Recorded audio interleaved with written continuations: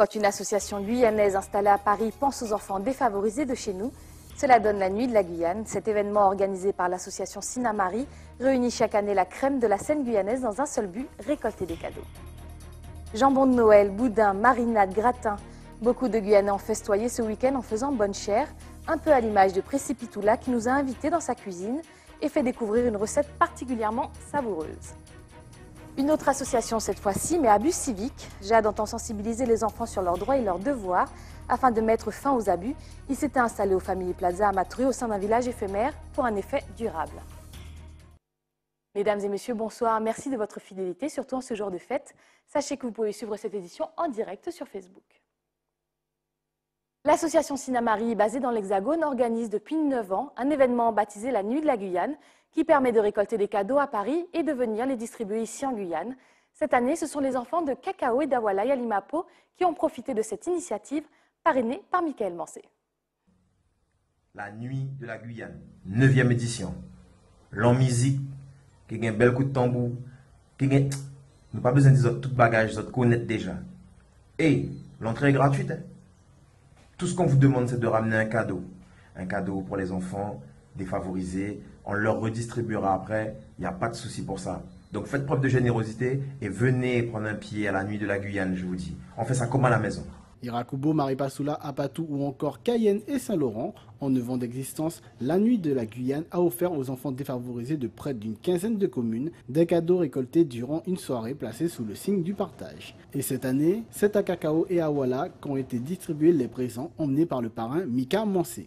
Aujourd'hui, en fait, grâce à l'association Sinamari, en fait, on va pouvoir offrir aux enfants de Cacao et au bourg, en tout cas sur la route de l'Est, des cadeaux pour la fête de Noël. Voilà.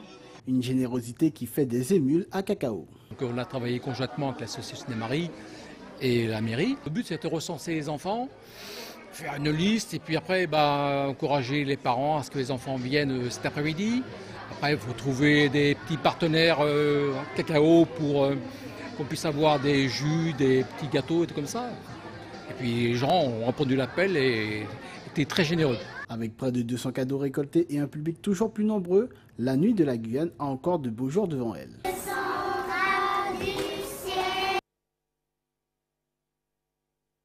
Ils ne font jamais relâche, même le jour de Noël. Je parle évidemment des pompiers. Comment s'est passée cette journée pour ces personnes qui ont décidé de dédier leur vie à la sécurité des autres? Gaël Oassim s'est rendu à la caserne de Remire-Montjoly. Douce nuit pour les pompiers de la caserne de Remire-Montjoly avec moins d'une dizaine d'interventions pour ce réveillon de Noël 2017. Un bon bilan selon les propos du chef de centre de la caserne. On va dire un bilan positif dans le sens qu'il y a eu très peu d'interventions. Le centre de secours de Remire-Montjoly est sorti pour 3 secours à personne et 2 incendies. Alors de mémoire, il y a eu des Noëls assez chauds, on va dire ça comme ça, mais bon, il faut faire un bilan sur le plan départemental, chose que je ne pourrais pas vous faire là de suite, mais il arrive que dans certaines communes, il y ait de graves accidents. Donc ce matin aussi, on a eu à déplorer quand même deux accidents cardiovasculaires avec 2 décès, donc il arrive que des fois, que pour les fêtes de Noël, ce soit assez chaud.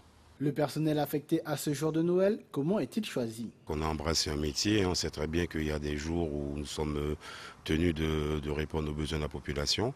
Donc la famille s'adapte et on s'adapte avec les événements du calendrier. C'est un planning qui est établi à l'année, donc il y a une rotation. Donc pour les pompiers professionnels, 1 année sur 2, ils travaillent soit le 24 ou le 31. Et pour les pompiers volontaires, c'est eux qui font le choix de venir renforcer les gardes afin de porter secours à la population. Mais c'est vrai qu'il y a un travail d'anticipation qui est fait en amont, où notre direction nous demande de renforcer les gardes au maximum. Donc nous gonflons les effectifs dans tous les centres de secours, plus particulièrement à Remire-Montjoly, où hier ils étaient un effectif de plus de 10 sapeurs-pompiers. Entre 2 interventions, les pompiers s'octroient quelques rares moments de détente. Alors, il faut savoir que depuis quelques années, notre conseil d'administration a voté des repas pour les collègues qui sortent de garde, donc la nuit du 24 et la nuit du 31. Donc ensuite, les collègues entre eux, ils s'organisent et ils amènent leur repas de la veille et, comme on dit en créole, un chaudier contré, et ils essaient de passer un bon moment ensemble, même si ils sont à la caserne.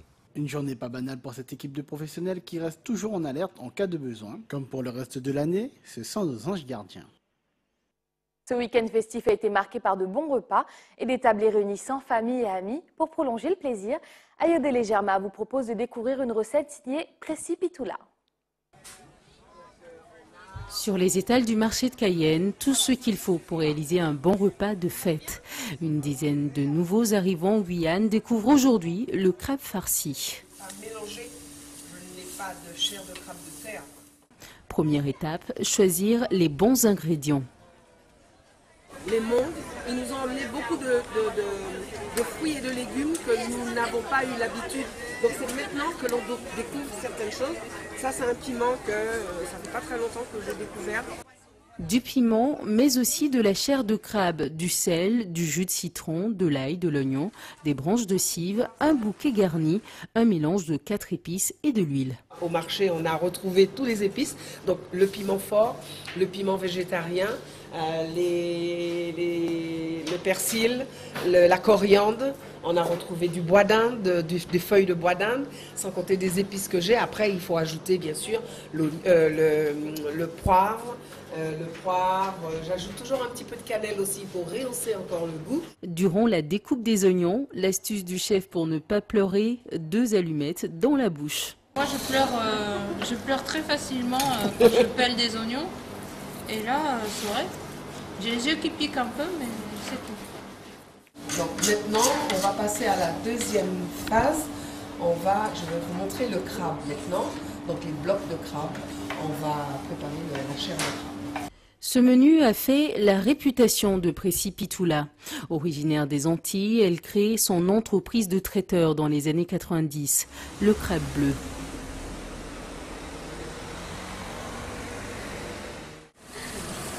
Vous voyez déjà, ça donne une belle couleur. Dans une poêle, mettez à chauffer un filet d'huile, puis versez la chair de crabe décongelée, la cive et le piment. Ajoutez l'ail pressé, les mélanges de 4 épices et bouquet garni, le sel et le jus de citron. Mélangez, votre farce est prête. L'objectif, c'est de le refaire chez soi après pour le réveillon. Ensuite, vous n'avez plus qu'à remplir vos ramequins ou vos coquilles de crabe, enfournées en position grill, faites dorer. Bon appétit! En Martinique, l'esprit de Noël a pris tout son sens pour les résidents de l'Asie Fort-de-France qui ont pu bénéficier d'un repas offert par les bénévoles, faisant oublier aux 80 sans domicile fixe leur situation précaire. Alizé Lutran et Michelet François. Gilberte, la maîtresse de maison, s'est levée à 4 heures ce matin pour préparer le déjeuner de Noël. Depuis 6 ans, c'est elle qui confectionne les repas pour les résidents. Alors le menu d'aujourd'hui, c'est de l'igname, des pois d'Angole et du coq. Et bien sûr, il y aura quelques pâtés de porc et un dessert de la bûche pâtissière. C'est pour, j'ai envie de dire, pour le bien-être des résidents. Donc, je ne compte pas mes heures. Je travaille, c'est fait avec amour. C'est quoi? Des pâtés? Des pâtés, et puis j'ai un sachet qui a des petits pains pour gordon. Ok, d'accord. Merci à toi, Fiatis des îles. Un repas de fête réalisé grâce aux dons de la Banque alimentaire et à de généreux donateurs privés. 80 personnes en situation de rupture sociale ont ainsi pu profiter de ce rare moment de convivialité, comme Patrick, qui partage ici son 5e déjeuner de Noël, non sans une pointe de nostalgie. Il est excellent parce qu'il est traditionnel, c'est du pois d'Angole, des ignames que j'allais moi-même fouiller sous le bois au bord de la rivière. Depuis que je suis là, on a de toutes les nationalités, martiniquais, guadeloupéens, guyanais, français, italiens. Pour moi, ça démontre la vérité de l'Éternel Tout-Puissant, de son Fils. On rencontre tous et même les mêmes problèmes. Hein, on a tous, comment dirais-je, des problèmes en commun. Une majorité de pensionnaires sans domicile fixe ou toxicomanes. Romaric est l'un des plus jeunes. Il vient tout juste d'arriver et passe son premier Noël à l'Assise. C'est un repas convivial, quoi. C'est un partage. C'est Noël, c'est le partage. Il faut partager, il faut mieux s'amuser. Ça m'a permis de partager des histoires, des expériences, d'échanger, quoi. Des échanges souvent rares dans leur quotidien. Plus qu'un déjeuner de Noël, ce repas est un élément essentiel pour recréer le lien social que beaucoup ont perdu après des années d'errance. Ce que ça peut leur apporter, c'est déjà de la socialisation. pour être un peu plus sociable, de pouvoir c'est des gestes, retrouver des gestes simples de la vie de tous les jours, s'asseoir à table en compagnie d'autres personnes, pouvoir respecter celui qui est à côté, pouvoir aussi avoir des expériences nouvelles, parce qu'en rue, ce n'est pas la vie de la rue n'est pas la vie au sein de la structure. Donc, et puis aussi se détendre. Pour parfaire ce moment de fraternité, après le déjeuner, les pensionnaires se sont retrouvés autour d'un film. Chaque jour, l'Assise de Fort-de-France vient en aide à une centaine de personnes. Retour en Guyane où les obsèques de Georges Ottilie se dérouleront demain, mardi 26 décembre. Afin de permettre au plus grand nombre de l'accompagner dans sa dernière demeure, 2 bus ont été mis à disposition par la CTG. Ils décolleront tous les deux à 13 h, l'un d'Organabo et Irakubo et le second en Bamanga à Sinamari. La cérémonie religieuse, qui se déroulera à la cathédrale Saint-Sauveur à Cayenne, débutera, elle, à 16 h. Faire découvrir aux plus jeunes les 12 droits fondamentaux inscrits dans la Convention internationale des droits des enfants, c'est le but que s'est fixé l'association JAD, qui a animé un village au Family Plaza, un reportage de Jonathan Lariot. C'est une très très grosse bêtise. Je ne sais pas combien de temps, ça dépend de la bêtise que tu auras faite, mais à partir de 13 ans, si tu fais une grosse bêtise, tu vas en prison. Savoir ce qu'ils ont le droit de faire, mais aussi connaître les limites de ces droits, ce genre d'informations, très peu d'enfants les possèdent. Être traité à égalité avec les autres enfants, que tu sois fille ou garçon, quelle que soit ton origine, tes opinions, tes croyances ou celles de tes parents. Dans ce petit village improvisé, le droit de l'enfant est au cœur de la discussion. Pourtant, ces tout petits semblent assez calés sur la question. De la fessée à la prison, rien ne semble leur échapper. Vous pensez qu'on peut mettre un petit enfant comme ça en prison? Pourquoi? On a tendance à se dire que les enfants ne sont pas au courant, mais c'est choquant de voir à quel point, d'une certaine manière choquant, à quel point ils savent de quoi ils parlent en fait. Dernièrement, j'ai eu une classe de CM1. On leur a demandé est-ce qu'ils avaient le droit à la parole quand, par exemple, un adulte ordonnait quelque chose. Et ils nous ont expliqué d'une certaine manière, en mettant le contexte, que si c'est un parent et que c'est un devoir d'une certaine manière, ils se taisent. Mais si c'est quelque chose qui les concerne, ils ont le droit à la parole, le droit de s'exprimer. Chose qui est un des droits fondamentaux des droits des enfants, quoi. Dans ce petit espace, tout est fait pour sensibiliser les enfants aux droits dont ils disposent. Le droit à l'éducation, à la parole ou à l'assistance médicale. Un tour d'horizon leur est proposé sur les 12 droits fondamentaux. Quand on regarde évoluer certains enfants, ils n'ont pas conscience que c'est une chance pour eux, par exemple les choses simples du quotidien, d'aller à l'école, d'avoir accès aux soins, d'avoir accès à un certain confort chez eux. Ils n'ont pas conscience que c'est vraiment... Ce sont des droits, c'est vrai, mais ils n'ont pas conscience que c'est une chance aussi que beaucoup n'ont pas. Et pas très loin d'ailleurs, autour de nous, en Guyane aussi. Voilà, ce sont des droits qui manquent cruellement à certains enfants. Autour d'un jeu ou d'une discussion, chacun expérimente une facette de ce qu'ils ont le droit de faire ou non. Ici, un des principaux droits est donc rempli, l'accès au savoir et à l'éducation.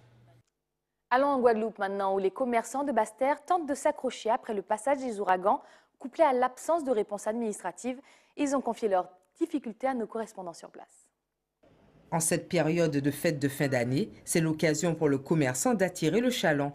La ville de Basse-Terre ne déroge pas à la règle. La ville de Basse-Terre a toujours une âme et elle existera tant que nous serons là. C'est-à-dire que les Basse-Terriens aiment leur ville, les commerçants aiment leur ville et nous nous battrons jusqu'au bout pour que cette ville reste dynamique. Avec l'arrivée des fêtes de fin d'année, on sent quand même que les gens sont enclins à la consommation. Il y a une joie de vivre et puis je crois le plaisir de gâter tout un chacun. Et la preuve en est, après 3 mois de fermeture, aujourd'hui on sent que les gens sont enclins et qu'ils sont heureux de fêter les fêtes de fin d'année et de venir consommer à Basse-Terre et de trouver un présent pour tous ceux qu'ils aiment. Du côté des Basse-Terriens, même constat, le dynamisme nouveau de la ville se ressent également. Même quand il y avait les touristes, la ville était morte et en ce moment, elle vit en fait. Il y a les commerçants qui sont préparés aujourd'hui pour accueillir les touristes, les gens qui sortent de Pointe-à-Pitre. Mais en fait, c'est magnifique parce qu'avant, les gens de Pointe-à-Pitre ne sortaient pas pour aller sur la ville de Basse-Terre. Et là, ça vit, on voit du monde, c'est parfait. Effectivement, ça commence à revenir. pas dynamique à 100%. Mais à 60%, ça commence à remonter. Et je souhaite que ça va remonter. Les magasins de Basse-Terre seront ouverts ce vendredi et demain jusqu'à 20 h et dimanche jusqu'à midi pour les retardataires et leurs achats de dernière minute. Cette période est propice aux bonnes actions et à l'entraide, de qualité que l'on retrouve chez Gavin Aimable, sportif de haut niveau qui organise mercredi une initiation au sport pour les enfants défavorisés. Il nous fait l'honneur de sa présence sur le plateau. Bonsoir, monsieur Aimable. Bonsoir. Merci d'avoir accepté notre invitation. Merci à vous. Alors, vous co-organisez la 4e édition de cette rencontre. Est-ce que vous pourriez nous présenter en détail le déroulement de cette journée de mercredi ? Alors, cette journée, elle est prévue pour les jeunes défavorisés, comme vous l'avez dit. Elle est totalement gratuite pour ces jeunes. Et ce sont des associations qui sélectionnent des jeunes en situation défavorisée. Et pour cette 4e édition, j'ai invité 2 autres sportifs, Sylvain Aimable qui fait de la piscine et qui est aux USA, et une golfeuse qui s'appelle Kenya Oyufat qui est en sport-études en France. Donc ils sont venus en métropole, pardon. Juste pour l'occasion? Alors non, ils sont revenus aussi en famille pour les fêtes, donc comme moi. Et du coup, pour cette occasion, je leur ai demandé s'ils voulaient participer à cette journée. Comment vous est venue l'idée de créer cet échange justement? Alors, j'ai toujours voulu faire ça pour la Guyane, parce que j'ai commencé en France, mais j'ai roulé en Guyane et j'ai vu qu'il manquait pas mal de choses. J'ai vu qu'il y avait des jeunes qui pouvaient réussir, qui pouvaient faire quelque chose de bien. Et moi, je sais que j'ai eu beaucoup de mal à réussir dans mon sport en partant de la Guyane. Donc j'avais envie de faire découvrir mon sport à d'autres enfants. Vous n'avez pas pu bénéficier justement d'un accompagnement adapté ici en Guyane pour votre sport? Alors, ça a été dur parce que en fait, j'ai voulu reprendre la compétition et ça a été très compliqué de trouver beaucoup d'adversaires comme en France, en métropole. Et ce qui s'est passé, c'est que je suis parti faire des sélections en France, en métropole, pour aller rentrer dans une école et rentrer au Pôle France. D'accord. Alors pour en revenir à votre événement de mercredi, est-ce que vous avez été accompagné, pour le coup, différemment par des structures ou des sponsors? Alors pour cette journée, j'ai eu différents sponsors partenaires qui m'ont accompagné. Et pour ma saison, par exemple, j'ai Marion, j'ai Geoffroy, j'ai Coca, j'ai McDonald's, j'ai Oral-B, j'ai Royal Amazona, j'ai Spoprodigue, j'ai Longhorn, j'ai Délices de Guyane et encore bien d'autres. Et je les remercie pour tout ce qu'ils ont fait pour l'instant. Et même si je sais qu'ils font leur maximum, je sais que pour moi, il faut encore que j'en cherche parce qu'il y a l'entretien de la voiture, il faut faire des déroulages en intersaison pour préparer l'année d'après. Et il y a aussi le droit de piste, c'est pour pouvoir rouler sur des pistes internationales. Je ne sais pas si vous regardez la F1, ce sont des pistes comme ça et du coup, ça coûte assez cher, c'est pour ça. D'accord. Pour en revenir à votre événement de mercredi, quel est l'objectif? C'est de créer de jeunes sportifs, c'est de leur donner envie de suivre un peu vos pas? Alors, mon objectif, c'est de leur faire découvrir déjà mon sport, de faire découvrir le sport de, comme je l'ai dit, Kenya Oyufat, le golf et Sylvain Aimable, la piscine, mais aussi de leur montrer qu'on peut réussir les deux, les études comme le sport, et tout en même temps. Et aussi, c'est pour leur montrer que même si ce n'est pas dans notre sport, c'est que même dans d'autres sports, ils peuvent réussir. Voilà. D'accord. Je vous remercie d'avoir répondu à nos questions. Dernière question, si des jeunes veulent s'inscrire, même pour les prochaines éditions, est-ce qu'il y a un contact, une association vers laquelle ils doivent se diriger? Par exemple, nous, cette année, on a Montjoly, on a Macouria, on a encore d'autres associations.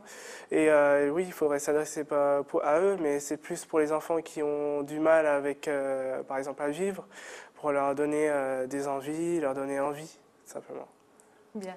Je vous remercie d'avoir répondu à nos questions. Merci à vous. Pour votre générosité, digne d'un beau jour de Noël. Merci à vous. Bonne soirée. C'est la fin de ce journal, mais avant de se quitter, rappel des principaux titres de ce 25 décembre. Quand une association guyanaise installée à Paris pense aux enfants défavorisés de chez nous, cela donne la Nuit de la Guyane. Cet événement organisé par l'association Sinamari réunit chaque année la crème de la scène guyanaise dans un seul but, récolter des cadeaux.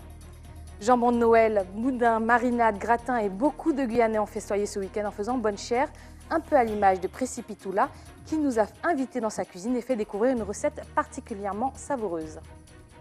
Une autre association cette fois-ci, mais Abus Civique. Jade entend sensibiliser les enfants sur leurs droits et leurs devoirs afin de mettre fin aux abus.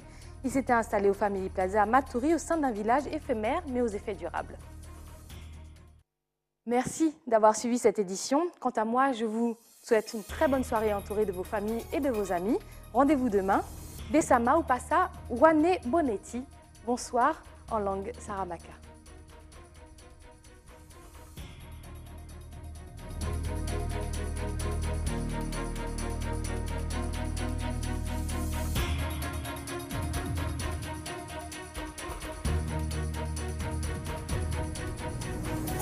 Tu es ni seul? Pardon. Ni solitaire? Oui, non, enfin c'est parce que j'ai déjà reçu de nombreuses invitations pour passer les fêtes de Noël. Tu vas adorer. Comment tu peux savoir que je vais aimer ça? En fait, ce qu'ils attendent vraiment de nous dans l'immédiat, c'est plutôt une image emblématique. C'est ça ton genre de mec? Holly, j'ai trouvé le parfait gentleman pour toi. Ok. Je veux qu'on ait le choix, trouver le plus d'idées possibles. Et je connais le plus romantique des restaurants à fondue. Vraiment? Il est perché en haut d'un sapin. Sécurité, c'est terminé. Ce soir, un cadeau de Noël presque parfait.